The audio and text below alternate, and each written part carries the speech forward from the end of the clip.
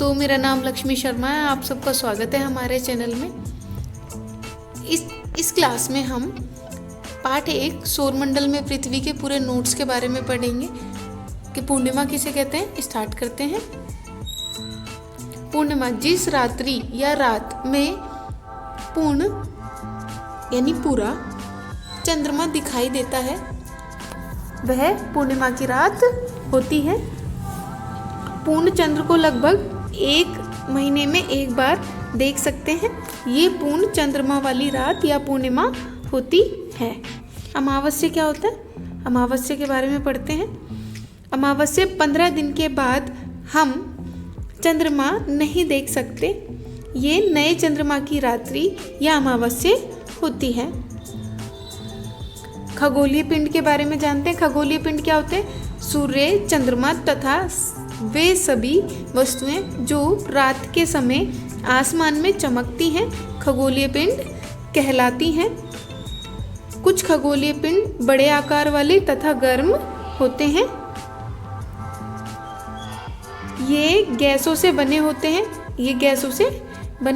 इनके पास अपनी ऊष्मा तथा प्रकाश होता है जिसे ये बहुत बड़ी मात्रा में उत्सर्जित करते हैं।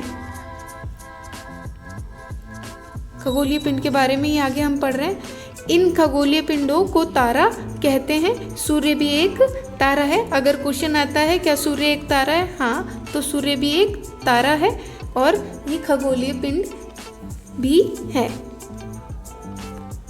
आइए आगे पढ़ते हैं।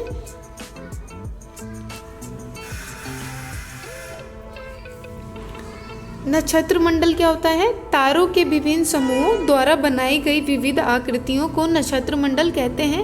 अर्सा मेजर या बिग बियर इसी प्रकार का एक नक्षत्र मंडल है।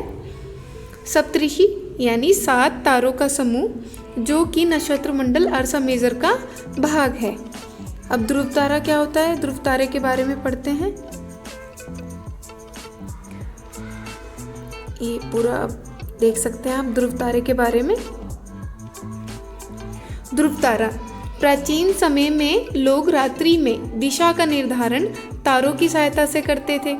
उत्तरी तारा उत्तर दिशा को बताता था। इसे ध्रुव तारा भी कहा जाता है। ये आसमान में सदा एक ही स्थान पर रहता है, यानी हमेशा ये उत्तर में ही रहता है। सप्तऋषि की मदद से ध्रुव तारे की स्थिति को जान सकते हैं। क्या कर सकते हैं हम? सप्तऋषि की मदद से ध्रुव तारे की स्थिति को यानी उसकी पोजीशन को जान सकते हैं कि उत्तर में कहाँ पर है।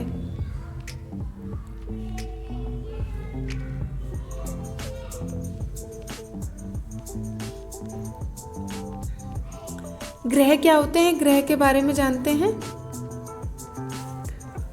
कुछ खगोलीय पिंडों में अपना प्रकाश ऊष्मा नहीं होती।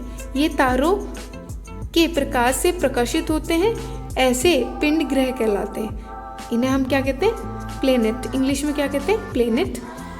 ग्रह जिसे अंग्रेजी में प्लेनेट कहते हैं ग्रीक भाषा के प्लेनेटाई शब्द से बना है जिसका अर्थ होता है परिभ्रामक अर्थात चारों ओर घूमने वाला। यानी ग्रह के बारे में ये पूरा नोट्स है। आप इसे लिख सकते हैं, अच्छे से बना सकते हैं। सारे इंपॉर्टेंट नोट्स हैं और इसी को बस आपके जब एग्ज़ाम आते हैं आप इसे रिवाइज करके जाएंगे तो आपके काफ़ी हद तक बहुत सारे टॉपिक्स कवर हो जाएंगे। खगोल शास्त्री क्या होते हैं? खगोलीय पिंडों एवं उनकी गति के संबंध में अध्ययन करने वालों को खगोल शास्त्री कहते हैं। ठीक है। आर्यभट्ट प्राचीन भारत के प्रसिद्ध खगोल शास्त्री थे। अब उपग्रह के बारे में पढ़ते हैं। उपग्रह किसे कहते हैं? उपग्रह एक खगोलीय पिंड है जो ग्रहों के चारों ओर उसी प्रकार परिक्रमा करता है जिस प्रकार ग्रह सूर्य के चारों ओर परिक्रमा करते हैं। उदाहरण के लिए चंद्रमा एक उपग्रह है।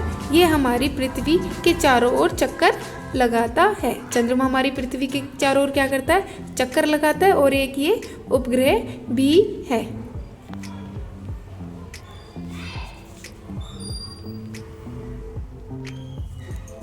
सौरमंडल के बारे में पढ़ते हैं। सौरमंडल यानी सोलर सिस्टम।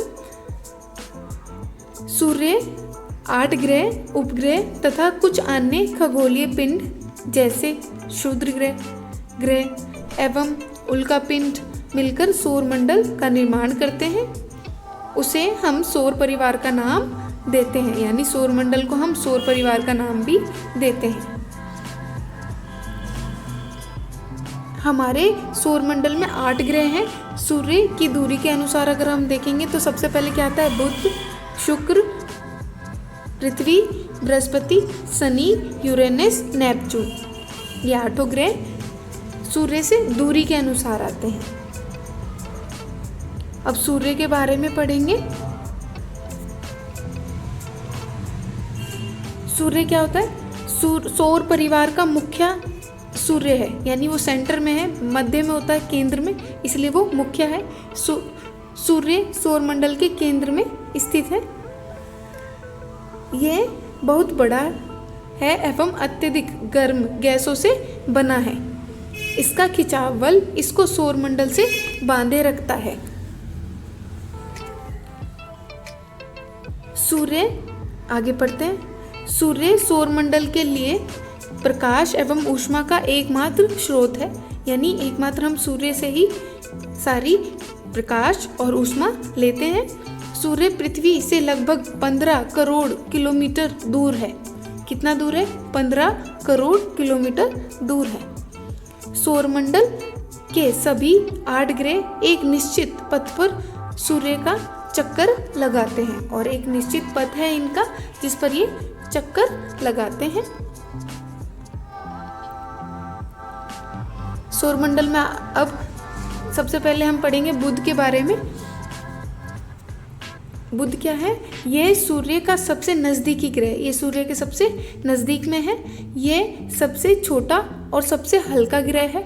सूर्य के चारों ओर एक परिक्रमण 88 दिनों में पूरा करता है, यानी ये 88 डेज में परिक्रमण को पूरा करता है।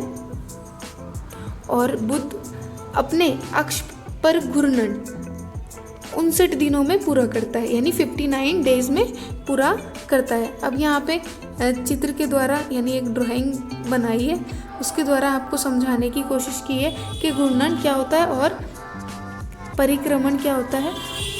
घूर्णन और परिक्रमण में दोनों में बहुत फर्क है। पहले हम परिक्रमण के बारे में जानेंगे।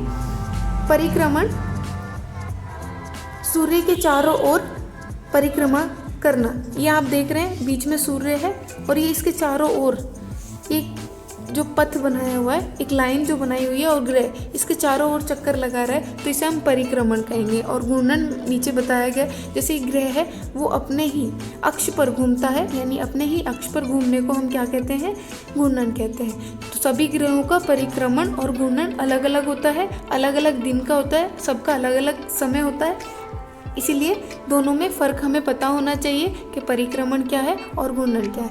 यानी परिक्रमण वो जो सूर्य के चारों ओर घूमे, और घूर्णन वो जो अपने ही अक्ष पर घूमता है। आगे पढ़ते हैं शुक्र के बारे में। शुक्र को इंग्लिश में वीनस कहा जाता है। ये पृथ्वी का निकटतम सबसे चमकीला और सबसे गर्म ग्रह है, यानी ये पृथ्वी के निकटतम है, पृथ्वी के सबसे निकट है और सबसे चमकीला है और सबसे गर्म भी है। इसे सांझ का तारा या भोर का तारा कहा जाता है। इसे सांझ का तारा भी कहा जाता है, भोर का तारा, सांझ यानी शाम यानी भोर, ठीक है, तो इसे सांझ का तारा कहा जाता है। इसे पृथ्वी की भगिनी ग्रह भी कहा जाता है, यानी भगिनी ग्रह कहते हैं, और इसे जुड़वा ग्रह भी कहा जाता है। आगे लिखा हुआ है, यानी शुक्र का आकार व आकृति लगभग पृथ्वी के समान है, इसलिए शुक्र को पृथ्वी का जुड़वा ग्रह माना जाता है। यानी अगर क्वेश्चन आता है एग्जाम में कि शुक्र का, यानी शुक्र किसका जुड़वा ग्रह है, तो ये पृथ्वी का जुड़वा ग्रह माना जाता है। सूर्य के चारों ओर एक परिक्रमण 255, ये 255 लिखा हुआ है, 255 दिनों में पूरा करता है।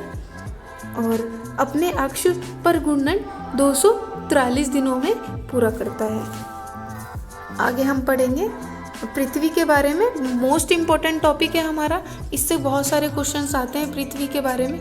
तो हम पृथ्वी के बारे में पढ़ते हैं। सूर्य के चारों ओर एक परिक्रमण 365 दिन में होता है लगभग, सबको ही पता है हमारे एक साल में 365 दिन होते हैं।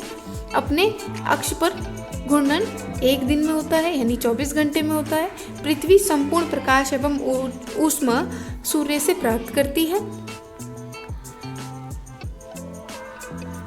सूर्य से दूरी के अनुसार पृथ्वी तीसरा ग्रह है, यानी सूर्य से अगर आप दूरी देखेंगे तो कौन सा ग्रह है? तीसरा ग्रह है। आकार के अनुसार पांचवा सबसे बड़ा ग्रह, अगर आकार के अनुसार आप देखेंगे तो ये पांचवा सबसे बड़ा ग्रह है।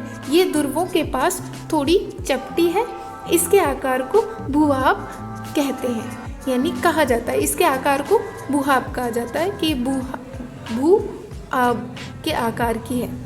भू आब का अर्थ है पृथ्वी के समान आकार। पृथ्वी सौरमंडल का सबसे अद्भुत ग्रह है। पृथ्वी क्या है? सौरमंडल का सबसे अद्भुत ग्रह है। अंतरिक्ष से देखने पर पृथ्वी नीले रंग की दिखाई देती है, क्योंकि इसकी 2/3 यानी आधार्त आप देख सकते हैं 71% सतह जल से ढकी है, इसलिए पृथ्वी को नीला ग्रह भी कहा जाता है। इसे नीला ग्रह भी कहा जाता है। यानी अगर आपसे कोई एग्जाम में पूछता है कि नीला ग्रह किसे कहा जाता है, तो पृथ्वी को नीला ग्रह कहा जाता है। और क्यों कहा जाता है? क्योंकि 71% यानी 71% पानी से ढकी हुई है, यानी जल से ढकी हुई है इसकी सतह, इसलिए इसको नीला ग्रह कहते हैं। हमारी पृथ्वी का एकमात्र उपग्रह चंद्रमा है। सौरमंडल में केवल पृथ्वी पर ही जीवन पाया जाता है, यानी पूरे सौरमंडल में पृथ्वी पर ही जीवन पाया जाता है। पृथ्वी ओजोन परत से संपन्न है। ये ओजोन परत से संपन्न है। ओजोन परत है हमारी पृथ्वी के पास, जो हमें पराबैंगनी किरणों से बचाती है। वो हम साइंस में पढ़ते हैं, लेकिन इतनी हमें पता होना चाहिए कि पृथ्वी के पास ओजोन परत है, उससे वो संपन्न है।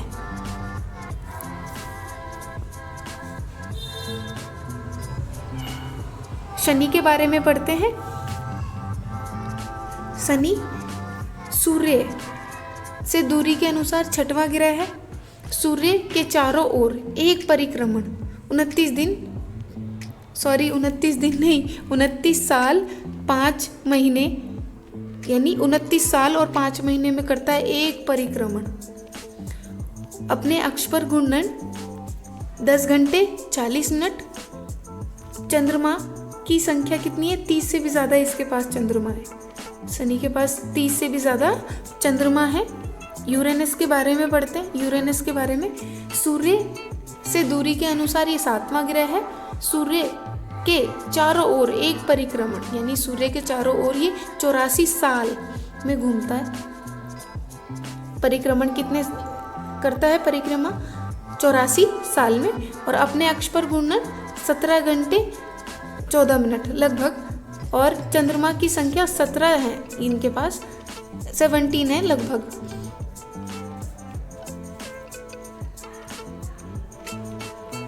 नेपच्यून के बारे में जानते हैं। सूर्य से दूरी के अनुसार ये 8वां ग्रह है।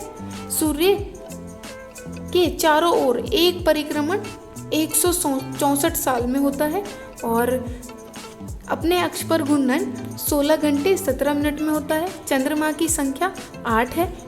नेपच्यून के पास अपने 8 चंद्रमा है। और क्षुद्र ग्रह के बारे में जानते हैं। अब क्षुद्र ग्रह क्या होता है? इम्पोर्टेंट टॉपिक है। ग्रह के ही भाग हैं। ग्रह के ही भाग को क्षुद्र ग्रह कहा जाता है, जो बहुत वर्ष पहले विस्फोटक के बाद ग्रहों से टूटकर अलग हो गए। यानी वो बहुत पहले विस्फोटक हुआ वहाँ पर और वो टूटकर ग्रह से अलग हो गए।